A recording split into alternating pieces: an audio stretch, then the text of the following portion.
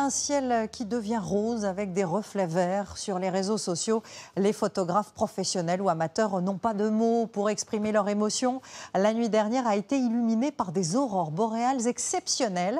C'est une éruption solaire particulièrement intense qui explique ce phénomène. Pierre Corieux, Mathieu Perrault et Guillaume Aguerre. Ce n'était pas un rêve. Le ciel français nous a bien offert ce cadeau cette nuit. Vous pensiez avoir déjà tout vu du Mont-Saint-Michel? Et pourtant le voici, magnifié par des aurores boréales. Des couleurs féeriques visibles du nord au sud de la France, comme ici, à La Ciotat. À 46 ans, Frédéric a réalisé cette nuit la photo de sa vie. Un rêve de gosse, ouais. T'arrives là et tu vois le ciel qui est rouge. Et tu te dis, déjà que ça soit visible à l'œil nu si fort, ça va être quelque chose d'intense. Et quand tu arrives et que tu commences à faire les photos avec le capteur qui lui voit beaucoup mieux que l'œil humain, tu te dis, mais ça va être un truc de fou. Et tu commences à voir les premières photos et tu te dis, mais qu'est-ce que je vis là, quoi. Moment magique, moment figé dans le temps, quoi. Comme lui, vous êtes nombreux à avoir choisi de ne pas fermer l'œil, dans l'espoir de les apercevoir.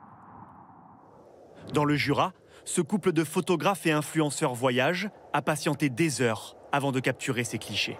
C'était magnifique et ça dure longtemps en fait, ça danse, ça va, ça revient, il y a des pics. Donc on n'a jamais envie d'aller se coucher parce qu'on se dit mais en fait ça va être plus beau après encore. Mais bon, à un moment quand même. Comment expliquer que ce phénomène se produise en France, d'habitude visible uniquement au niveau des pôles?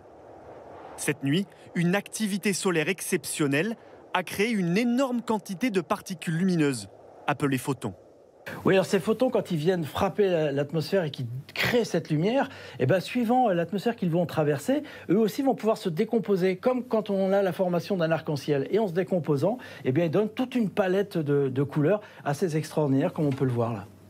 Cette nuit, la tempête solaire, comme on l'appelle, devrait atteindre sa pleine puissance. Alors un conseil, gardez les yeux ouverts.